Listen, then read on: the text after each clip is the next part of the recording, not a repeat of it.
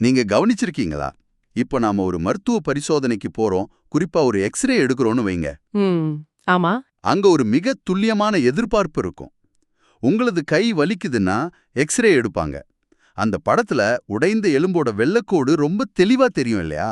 கண்டிப்பா ரொம்ப கிளியரா இருக்கும். மருத்துவர் அதை சுட்டிக்காட்டி, இதோ இங்கதான் முறிவு ஏற்பட்டிருக்கு, இதை சரி செய்தா வலி போயிடும்னு ரொம்ப ஈஸியா சொல்லிடுவார். ஒரு இன்ஜினியரிங் டிராயிங் மாதிரி அங்க எல்லாமே கருப்பு வெள்ளையா ரொம்ப தெளிவா இருக்கும். ஆமா. ஆக்சுவலா அந்த தெளிவு தான் நமக்கு ஒரு விதமான உளவியல் பாதுகாப்பை கொடுக்குது. பிரச்சனைகள் கண்ணுக்கு தெரியணும், அதற்கான காரணம் ஒரு ஒற்றை புள்ளியில இருக்கணும் தான் மனித மூளை எப்பவுமே விரும்புது. ஆனா நாம இன்னைக்கு வாழும் இந்த சமூக அமைப்பையும் அதோட உளவியலையும் அரசியல் முரண்பாடுகளையும் ஒரு மாபெரும் எக்ஸ்ரே இயந்திரத்துல வச்சு பார்த்தா என்னாகும் தெரியுமா? என்ன ஆகும்? இயந்திரமே வெடிச்சிடுமா? கிட்டத்தட்ட அதுதான். அந்த இயந்திரமே குழம்பி போய் ஷார்ட் சர்க்கியூட் ஆகி உடைஞ்சு விடும். ஏன்னா இந்த சமூக நோய்களோட களம் அப்படிப்பட்டது. காலில் ஏற்படும் வலிக்கு மூளையில் உள்ள ஒரு கட்டி காரணமா இருக்கிறது போல இங்க எல்லாமே ஒண்ணுக்கு ஒண்ணு ரொம்ப சிக்கலா பின்னப்பட்டிருக்கு. உண்மைதான். இது ரொம்ப ஆழமான விஷயம்.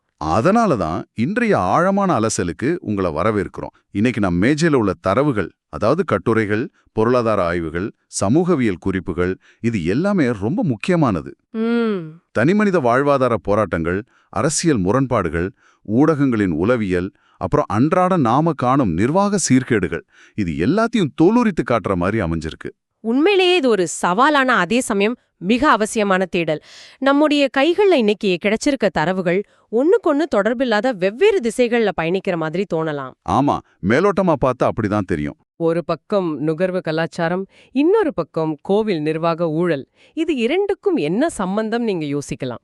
அதுதான் இன்றைய நமது இலக்கு. நாம ஏன் ஒரு எளிமையான நிம்மதியான வாழ்க்கையை தொலைத்தோம் அப்படிங்கிற தனிமனித கேள்வியில தொடங்கி நம்மை சுற்றி நடக்கும் அரசியல் நாடகங்கள், பொருளாதார ஏற்றத்தாழ்வுகள், சட்டம் ஒழுங்கு பிரச்சனைகள், இது எல்லாத்தையும் இணைக்கிற அந்த கண்ணுக்கு தெரியாத புள்ளியை தான் கண்டுபிடிக்க போறோம். மிக சரியான ஒரு முன்னுரை. சரி, இத கொஞ்சம் ஆழமாக அலசுவோம். முதலாவதா, நாம எப்படி நம்முடைய சிந்திக்கும் திறனையை தொலைத்துவிட்டு வெறும் நுகர்வு பொருட்களுக்கு, அதாவது கன்சியூமர் கூட்ஸ்க்கு அடிமையானோ அப்படிங்கிற உளவியலிருந்து தொடங்குவோமா? தாராளமா தொடங்கலாம். நமது தரவுகள்ல உள்ள ஒரு உளவியல் கட்டுரை எளிமை அப்படிங்கிற வார்த்தைய நாம எப்படி தவறாக புரிஞ்சிச்சு வச்சிருக்கோம் அப்படிங்கறத பத்தி பேசுது. கட்டாயமா. அந்த புள்ளிதான் நாம காணப்போகும் பல சிக்கல்களுக்கு ஆணிவேர். நம் தரவுகள் சுட்டிக்காட்டும் மிக முக்கியமான ஒரு விஷயம் என்னன்னா, எளிமை, அதாவது சிம்பிளிசிட்டி அப்படிங்கறத நாம ஏழ்மை, அதாவது பாவர்ட்டின்னு மூலச்சலவை செய்யப்பட்டிருக்கோம். ஓ, அப்போ எளிமைனா வறுமை கிடையாதா? நிச்சயமா கிடையாது. எளிமை என்பது வறுமை அல்ல. அது தேவையற்ற நுகர்வு கலாச்சாரத்திலிருந்து, அதாவது கன்சியூமரிசம்லிருந்து நம்மை விடுவித்துக் கொள்வது. தனக்கு என்ன தேவை என்பதில ஒரு தெளிவு இருப்பது. ஆனா இப்போ நிலைமை வேற மாதிரி இருக்கே. அதுதான் பிரச்சனை. இன்னைக்கு என்ன நடந்திருக்குன்னா, ஒரு மனிதனின் சமூக மதிப்பு, அவன் என்ன கார் வச்சிருக்கான், என்ன பிராண்ட் ஆடைகள் போடுறான், எந்த மாடல் மொபைல் போன் பயன்படுத்துறான், இத வச்சு தீர்மானிக்கப்படுறதா ஒரு மாயப்பிம்பம் ரொம்ப ஆழமா கட்டமைக்கப்பட்டிருக்கு. இத படிக்கும்போது எனக்கு இது ஒரு மாபெரும் கூட்டு சதி மாதிரி தான் தோணுது. அதாவது ஒரு மனிதன் நிதானமா உட்கார்ந்து சிந்தித்தா அவன் இந்த முடிவற்ற ஓட்டப்பந்தயத்திலிருந்து விலகிடுவான் இல்லையா? கண்டிப்பா விலகிடுவான். அதனால அவனுக்கு சிந்திப்பதற்கே நேரம் கொடுக்கக்கூடாது அப்படிங்கறதுல இந்த கார்ப்பரேட் நிறுவனங்கள் ரொம்ப கவனமா இருக்காங்களோன்னு தோணுது. பாத்தீங்கன்னா, அது சதி அப்படிங்கறத விட சந்தை பொருளாதாரத்தோட அடிப்படை இயங்குமுறைன்னு சொல்லலாம். பெரும் நிறுவனங்களின் வளர்ச்சிக்கு மக்கள் தொடர்ந்து பொருட்களை வாங்கிக்கிட்டே இருக்கணும். கரெக்ட். அவங்க வாங்கறத நிறுத்திட்டா பிசினஸ் படுத்துரும். எக்ஸாக்ட்லி. ஒரு மனிதன் தனக்கு இது போதும்னு திருப்தி அடைந்து விட்டால் அங்க சந்தை வீழ்ந்து விடும். அதனால உங்க நேரத்தை, உங்க சிந்தனைய அவங்க திட்டமிட்டு திருடுறாங்க. உங்களை எப்பவுமே ஏதாவது ஒரு தேடல்ல, அடுத்தடுத்து இஎம்ஐ கடன்கள்ல பிஸியாவே வச்சிருக்காங்க. இந்த இடத்துல ஊடகங்களோட பங்கு தான் எனக்கு ரொம்ப அதிர்ச்சி அளிக்குது. நம்முடைய அன்றாட பிரச்சனைகளான வேலைவாய்ப்பின்மை, பணவீக்கம், இதையெல்லாம் விவாதிக்கிறத விட்டுட்டு போலி பிரச்சனைகளை முன்னிறுத்துறாங்களே. ஆமா, ஒரு அரசியல்வாதி இன்னொருவரை என்ன திட்டினாரு, எந்த பிரபலம் என்ன உடை அணிந்தார்னு 24 மணி நேரமும் தேவையற்ற விஷயங்கள மக்கள் மூளையில திணிக்கிறாங்க. நமது தரவுகள் இத மேனுஃபேக்சர்டு கன்சென்ட்னு குறிப்பிடுது இல்லையா? ஆமா, பொது புத்தியை உருவாக்குதல். ஹிட்லரின் பிரச்சார அமைச்சரான கோயபல்ஸ் பயன்படுத்தின அதே தத்துவத்தை தான் ஊடகங்கள் இன்னைக்கு தங்களோட மூலதனமா பயன்படுத்துறாங்க. ஒரு பொய்ய திரும்ப திரும்ப சொல்றது கரெக்டா? அதேதான். ஒரு பொய்யை அல்லது ஒரு தேவையில்லாத விஷயத்தை திரும்ப திரும்ப சொல்லி அதை மக்களின் தலையாய பிரச்சனையா நம்ப வைக்கிறாங்க. மறுபுறம் பாத்தீங்கன்னா யூடியூப், இன்ஸ்டாகிராம் போன்ற டிஜிட்டல் தளங்கள் இயங்குவதே அட்டென்ஷன் எக்கானமி, அதாவது கவனத்தை ஈர்க்கும் பொருளாதாரத்தின் அடிப்படையில தான். ஓ, அப்போ நம்ம கவனம் தான் அவங்களுக்கு பணம். ஆமா, ஆமலுக்கும் நேரம் தேவை. அதற்காக கோபம், பயம், ஆத்திரம் போன்ற தீவிர உணர்ச்சிகளை தூண்டும் விஷயங்களை அல்கரிதம் மூலம் துல்லியமா கணிக்கிறாங்க. உங்க மூளை எதை பார்த்தால் கோபப்படுமோ அதை மட்டுமே உங்க திரையில காட்டுறாங்க. இத கேட்கும்போது எனக்கு ஒரு ஒப்புமை தோணுது. நாம நம்முடைய கவனத்தை காசினோல உள்ள ஒரு ஸ்லாட் மிஷின்ல காசா போடுறோம்னு வச்சுப்போம். நல்ல உதாரணம். அந்த இயந்திரத்தோட நெம்புகோலை இழுக்கிறது போல நம் போன் திரைய ஸ்க்ரோல் செய்றோம்.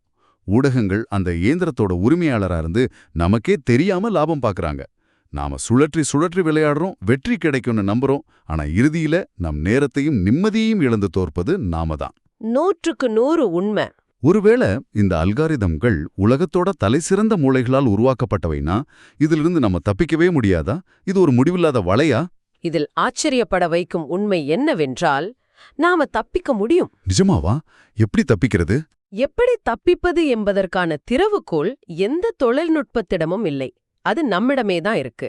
அதுதான் கிரிட்டிக்கல் திங்கிங், அதாவது விமர்சன சிந்தனை. ஓ, நாமே கேள்வி கேட்கணும்னு சொல்றீங்க. ஆமா, நீங்க ஒரு செய்திய பார்க்கும்போதோ ஒரு பொருளை வாங்க தூண்டப்படும் போதோ உணர்ச்சி வசப்படுவதற்கு பதிலா இதனால் யாருக்கு லாபம்னு ஒரு கணம் நின்று கேள்வி கேட்க பழகணும். ரொம்ப சரியான பாயிண்ட்.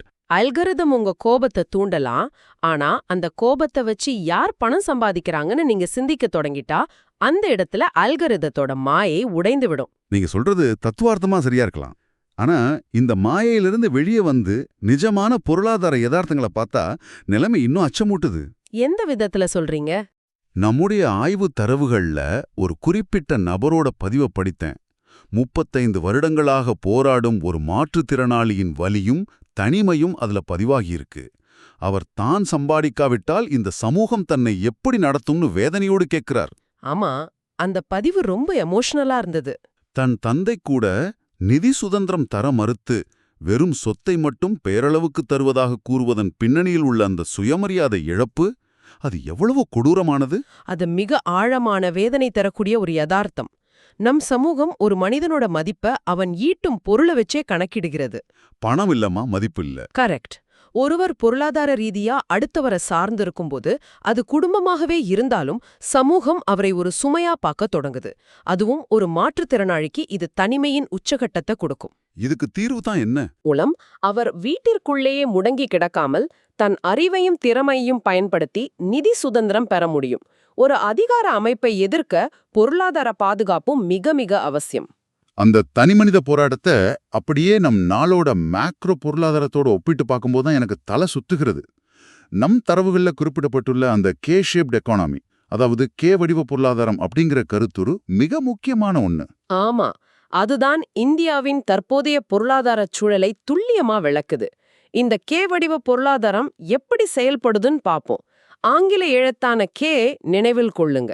சரி, ஞாபகத்துல வச்சுக்கிட்டேன். வரிச்சலுகைகள் மற்றும் மூலதன குவிப்பால் அபரிமிதமாக வளர்கிறார்கள். அப்போ அவங்க சொத்து மதிப்பு கூடிக்கிட்டே போகுது. ஆமா, நாளுக்கு நாள் உயர்ந்து கொண்டே செல்கிறது.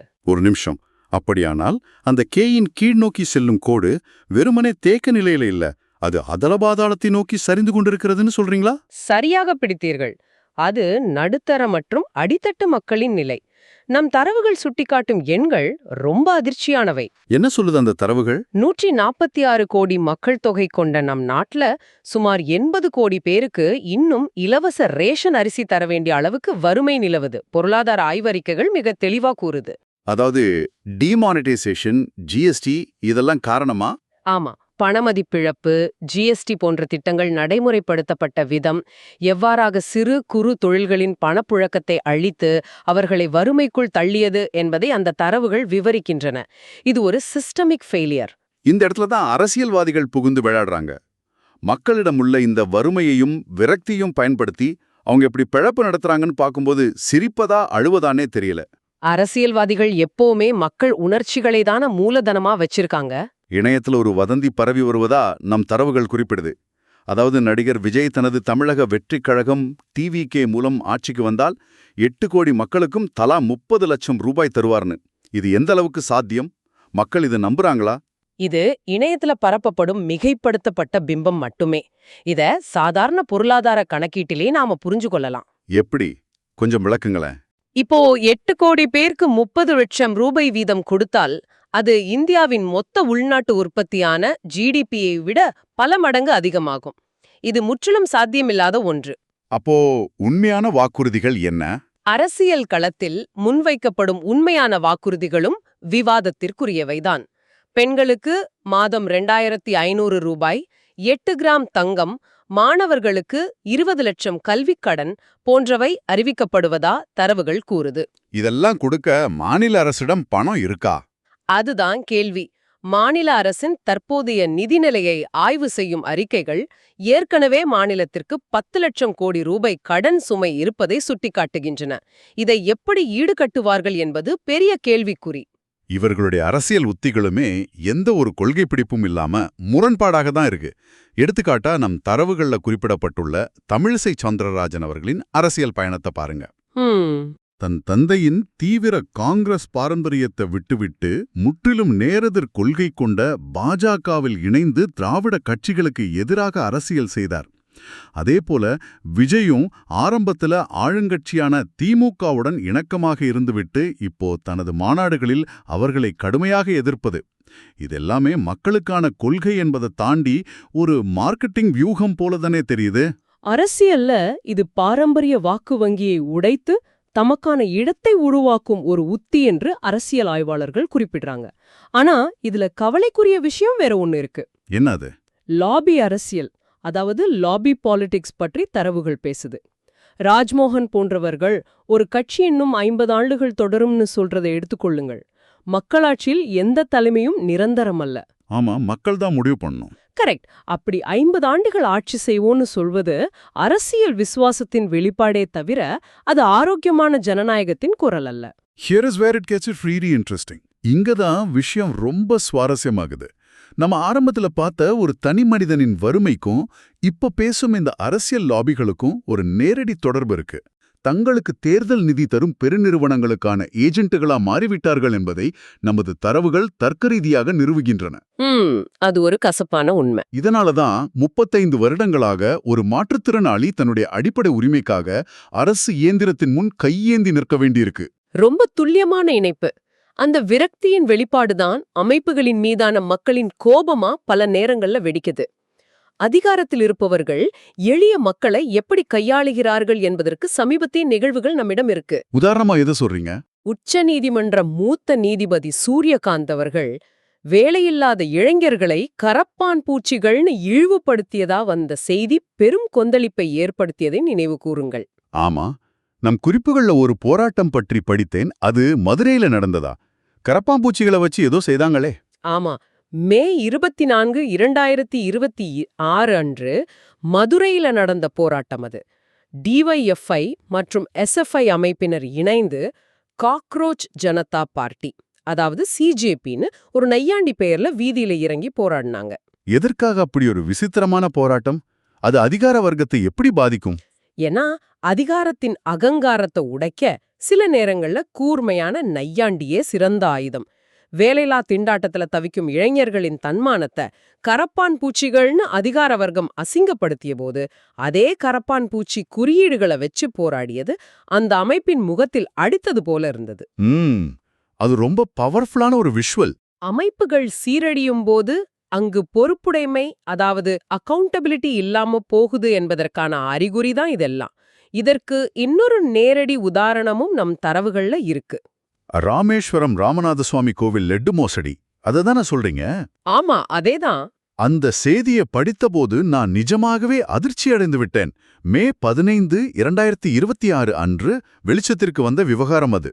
கடவுளின் பெயரால் ஒரு புனிதம் வாய்ந்த இடத்தில் 3.40 கோடி மோசடி நடந்திருக்கு.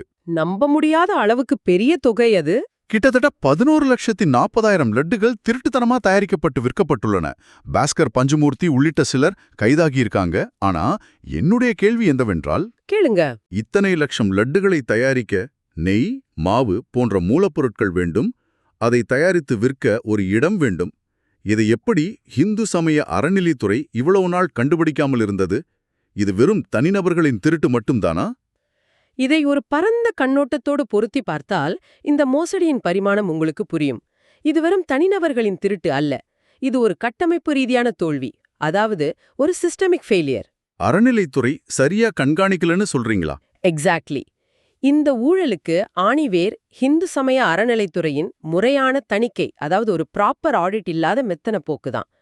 கோவிலுக்குள் வரும் மூலப்பொருட்கள் எவ்வளவு, விற்பனையாகும் பிரசாதம் எவ்வளவு என்பதை சரிபார்க்கும் அடிப்படை நடைமுறை கூட அங்கே இல்லை என்பதைத்தான் இது காட்டுது. ரொம்ப மோசமான நிலைமை. எங்கு பொறுப்புடைமை செத்துப் போகிறதோ, ஆவணங்கள் முறையாக பராமரிக்கப்படவில்லையோ, அங்கு இதுபோன்ற மோசடிகள் சாதாரணமாகிவிடும். இதே பொறுப்பின்மைதான் திருவானைக்காவல் கோவில் விவகாரத்திலும் நடந்திருக்கு இல்லையா? உணவு பாதுகாப்பு மற்றும் தர நிர்ணய ஆணையத்தின், அதாவது FSSAI சட்டப்படி கோவில்கள்ல வழங்கப்படும் பிரசாத பைகளில் அதன் உற்பத்தி மற்றும் காலாவதி தேதி கட்டாயம் குறிப்பிடப்பட வேண்டும். ஆமா, அது ஒரு பேசிக் ரூல். ஆனா அங்கே உள்ளூர் MLAக்களின் வாய்மொழி உத்தரவால், அதாவது வெறும் வேர்பல் ஆர்டர்ஸ் மூலமா இந்த சட்டம் அப்பட்டமாக வளைக்கப்படுகிறது. அதிகாரிகளிடம் ஏனென்று கேட்டால் மழுப்புகிறார்கள். ஏன் மழுப்புறாங்கன்னு தெரியுமா? எழுத்துப்பூர்வமா உத்தரவு கொடுத்தால் மாட்டிக்கொள்வோம்னு வாய்மொழியா சொல்வதும் அதை அதிகாரிகள் அப்படியே பின்பற்றுவதும் எவ்வளவு பெரிய நிர்வாக சீர்கேடு. ஏன் அதிகாரிகள் வாய்மொழி உத்தரவுக்கு கட்டுப்படுறாங்க? ஏனென்றால் அங்கே நேர்மையான அதிகாரிகளுக்கு பாதுகாப்பில்லை. ஒரு அதிகாரி சட்டப்படி செயல்பட்டால் அவர் உடனடியாக வேறிடத்திற்கு பணியிடமாற்றம் செய்யப்படுவார் அல்லது பழிவாங்கப்படுவார் என்ற உளவியல் ரீதியான அச்சம் கட்டமைக்கப்பட்டுள்ளது. அப்ப சட்டம் வெறும் காகிதத்துல மட்டும்தான் தூங்குது. ஆமா, ஒருபுறம் நிர்வாகம் இப்படி சீரழிகிறது என்றால், மறுபுறம் சட்டம் ஒழுங்கு கட்டமைப்பு உடையும்போது அதோட நேரடி பாதிப்பு எளிய மனிதர்கள் மீதும் குறிப்பாக குழந்தைகள் மீதும் கொடூரமாக விழுகிறது. அதுதான் நெஞ்ச பிழியும் விஷயமா இருக்கு. அதிகார அமைப்புகள் தங்களை காப்பாற்றிக் கொள்ள எப்படி செயல்படுகின்றன என்பதற்கு பழனி காவல் உதவி ஆய்வாளர் ராஜகோபால் விவகாரமே சாட்சி. மிக சரியான உதாரணம். காவல் நிலையத்திற்கு புகார் கொடுக்க வந்த பெண்ணுக்கே ஒரு காவல் அதிகாரி ஆபாச குறுஞ்செய்தி அனுப்பியிருக்கார். ஆனா சட்டம் அவருக்கு கொடுத்த தண்டனை என்ன தெரியுமா? DIGயால் வெறும் பணியிட நீக்கம், சஸ்பென்ஷன் மட்டுமே செய்யப்பட்டிருக்கிறார். ஒரு சாதாரண குடிமகன் இந்த தவறை செய்திருந்தால் சட்டம் அவனை சும்மா விட்டிருக்குமா? உடனே FIR போட்டு உள்ள தள்ளியிருக்க மாட்டாங்களா? நிச்சயமாக. ஆனா அதிகார வர்க்கம் தவறு செய்யும்போது அந்த அமைப்பு தங்களுக்குள் ஒருவரை ஒருவர் காப்பாற்றிக் கொள்ளும் மறைமுக பாதுகாப்பு தருது. இது ஒரு புறம் இருக்க, நாம தொடக்கத்துல பேசி அந்த நுகர்வு கலாச்சாரத்தோட இன்னொரு கொடூரமான முகத்தையும் இங்க பதிவு செய்யணும். என்ன அது? ஊடகங்களும் சரி, நுகர்வு கலாச்சாரமும் சரி, பெண்ணின் உடலையும் ஒரு நுகரப்பட வேண்டிய பொருளா மாற்றிவிட்டன. Objectification of women. இதனால் சக மனிதர்களின் வலியை புரிந்து கொள்ளாத சமூக அக்கறையற்ற ஒரு தலைமுறை உருவாகியிருக்கு. அதோட அதிர்ச்சியூட்டும் விளைவுகளைத்தான் நாம கோவை மற்றும் மரக்காணம் சம்பவங்கள்ல பாக்குறோம். கோவையில கார்த்தி என்பவனால் பாலியல் வன்கொடுமை செய்து கொள்ளப்பட்ட 10 வயது சிறுமியின் துயரம் வார்த்தைகளில் அடங்காதது. ரொம்ப கொடூரமான சம்பவம் அது. அதேபோல மரக்காணத்துல 11 வயது சிறுமிக்கு நடந்த கொடூரத்தையும் நம் தரவுகள் வேதனையோட பதிவு செய்துள்ளன. இந்த சம்பவங்களுக்கு எதிர்க்கட்சி தலைவர்களான எடப்பாடி பழனிசாமி, அன்புமணி ராமதாஸ் போன்றோர் கடுமையான கண்டனங்களை தெரிவித்துள்ளனர். இந்த சமூகத்துல பெண் குழந்தைகளுக்கு பாதுகாப்பே இல்லையான்னு ஒரு பயம் எழுகிறது. இது ஒட்டுமொத்த சட்ட ஒழுங்கு கட்டமைப்பின் முழுமையான தோல்வியை காட்டுது. கோவையில நடந்த சம்பவத்திற்கு பிறகு ஆளுங்கட்சியான TVKவை சேர்ந்த அமைச்சர்கள் விஜய் தமிழன், சம்பத்குமார் ஆகியோர் 7 லட்சம் ரூபாய் நிவாரணம் வழங்கியுள்ளனர். அப்புறம் முதல்வர் விரைந்து குற்றப்பத்திரிகை தாக்கல் செய்ய உத்தரவிட்டுள்ளார் அப்படிங்கிற தகவலும் தரவுகள் இருக்கு. ஆமா, இதெல்லாம் செய்தியா படிச்சோம். ஆனா ஒரு சமூகவியலாளரின் பார்வையில இதை நாம் ஒரு தீர்வாகவோ வெற்றியாகவோ எடுத்துக்கொள்ள முடியுமா என்பதுதான் விவாதிக்கப்பட வேண்டிய கேள்வி. அப்படியானால் இதற்கெல்லாம் என்னதான் அர்த்தம்? ஒரு கொடூரம் நடந்த பிறகு ஊடகங்கள் அதை சில நாட்களுக்கு பரபரப்பாக்குவதும், அதன் பின் அரசாங்கம் 7 லட்சம் ரூபாய் பணத்தை கொடுப்பதும் உண்மையான வெற்றியா? கண்டிப்பா இல்ல. அந்த பணம் சிதைக்கப்பட்ட அந்த சிறுமியின் உயிருக்கும் அந்த பெற்றோரின் கண்ணீருக்கும் ஈடாகுமா? அது எவ்விதத்திலும் வெற்றி அல்ல. ஒரு உயிரை, அதுவும் ஒரு பிஞ்சு குழந்தையின் உயிரை ரூபாயில மதிப்பிட முடியாது. அரசாங்கங்கள் தங்களின் தொடர்ச்சியான நிர்வாக தோல்வியை, காவல்துறையின் மெத்தனத்தை மறைக்க பயன்படுத்தும் தற்காலிக கண்டுடைப்புதான் இந்த நிவாரண அரசியல். அப்போ உண்மையான வெற்றினா என்ன? உண்மையான வெற்றி என்பது என்ன தெரியுமா? ஒரு பெண்ணோ ஒரு குழந்தையோ நள்ளிரவிலும் எந்த காலகட்டத்திலும் எந்தவித அச்சமுமின்றி இந்த சமூகத்துல சுதந்திரமா நடமாடக்கூடிய சூழலை உருவாக்குவதுதான். அது அரசாங்கம் செய்ய மாட்டேங்குது. ஆமா, தற்காலிக நிவாரணங்கள் குற்றங்களை தடுக்காது. குற்றவாளிகளுக்கான தண்டனையின் உறுதியும் சமூகத்தின் மனமாற்றமுமே அதை செய்யும். இதே போலதான் அன்றாட வாழ்வாதார பிரச்சனைகளும் தொடர்கின்றன. ஒரு புறம் 200 யூனிட் இலவச மின்சாரம் என்ற அரசியல் வாக்குறுதிகள் காற்றில் பறக்கின்றன. மறுபுறம் சிறு குறு தொழில்களை முடக்கும் வகையிலான தொடர் மின்வெட்டுகள் சாமானிய மக்களை வாட்டுகின்றன. டான்ஜெட்கோவோட ஃபெயிலியர் அது. ஆமா, மின்சார வாரியமான டான்ஜெட்கோவின் உள்கட்டமைப்பு தோல்வி எப்படி ஒரு சிறு தொழில் செய்பவனின் தினசரி வருமானத்தை பறிக்கிறதுன்னு பார்க்கும்போது அமைப்புகளின் தோல்வி எல்லா மட்டங்களிலும் பரவியிருப்பது புரியுது. ஆமா, மக்கள் அடிப்படை வசதிகளுக்காகவும் பாதுகாப்பிற்காகவும் தொடர்ந்து அதிகார அமைப்புகளிடம் மன்றாட வேண்டிய அவல நிலைக்கு தள்ளப்பட்டிருக்காங்க. அவங்க சிந்தித்து தட்டி கேட்க கூடாது என்பதற்காகவே அவர்களை வறுமையிலும் நுகர்வு மாயையிலும் ஆழ்த்தி வைக்கிறது இந்த அமைப்பு. கொண்டிருக்கிறோம். எப்படி நம்முடைய சிந்தனையை நுகர்வு வெறியில் இழந்தோம், ஊடகங்கள் எப்படி போலி பிரச்சனைகளை காட்டி நம்மை திசை திருப்புகின்றன, மக்கள் பிரதிநிதிகள் எப்படி கார்ப்பரேட் லாபிகளா மாறினாங்கன்னு பார்த்தோம். அதனால ராமேஸ்வரம் முதல் கோவை வரை நிர்வாகமும் சட்டம் ஒழுங்கும் எப்படி சீரிழந்து காணப்படுகிறதுன்னு அனைத்தையும் ஒன்னாக சேர்த்து ஒரு எக்ஸ்ரே போல பார்த்தோம். இவை அனைத்துமே ஒன்னுக்கொன்னு ரொம்ப ஆழமா பின்னி பிணைந்தவை. ஒரு முனையில் ஒரு அதிகாரியின் வாய்மொழி உத்தரவில் தொடங்கும் சின்னஞ்சிறிய ஊழல் அல்லது பொறுப்பின்மை, மறுமுனையில் ஒரு எளிய மனிதனின் வாழ்வாதாரத்தையோ அல்லது ஒரு குழந்தையின் உயிரையோ பறிக்கும் அளவுக்கு பிரம்மாண்டமாக வளர்கிறது. இதுதான் இந்த தரவுகள் நமக்கு உணர்த்தும் பாடம். இந்த விவாதத்தை முடிக்கும் முன் உங்களின் சிந்தனைக்கு ஒரு முக்கியமான கேள்வியை வைக்க விரும்புறேன். ஊடகங்களுக்கும் சரி, அல்காரிதங்களுக்கும் சரி, ஊழல் மிகுந்த இந்த லாபி அரசியலுக்கும் சரி, அவங்க இயங்குவதற்கான எரிபொருள் எது தெரியுமா? நம்முடைய கவனம்தான். ஆமாம், நம்முடைய கவனம்தான். அதுதான் அவங்களோட ஆகப்பெரிய மூலதனம். ஒருவேளை நாமெல்லாம் நம் கைகளில் உள்ள இந்த மாயத்திரைகளை மூடி வச்சிட்டு நம் கவனத்தை நுகர்வு பொருட்களிலிருந்து மீட்டு நம்மை சுற்றியுள்ள எளிய மனிதர்களையும் நம் சமூகத்தின் உண்மையான பிரச்சனைகளையும் நேரடியாக கவனிக்கத் தொடங்கினால் இந்த பிரம்மாண்டமான போலி அதிகார கட்டமைப்பு ஒரே நாளில் சுக்குநூறாக உடைந்து போகுமல்லவா? நிச்சயமா உடையும். அது நம்மால் முடியும் என்றால் அதை நாம் எப்போது செய்யப் போகிறோம்? சிந்தித்துப் பாருங்கள். மீண்டும் அடுத்த ஆழமான அலசலில் சந்திப்போம்.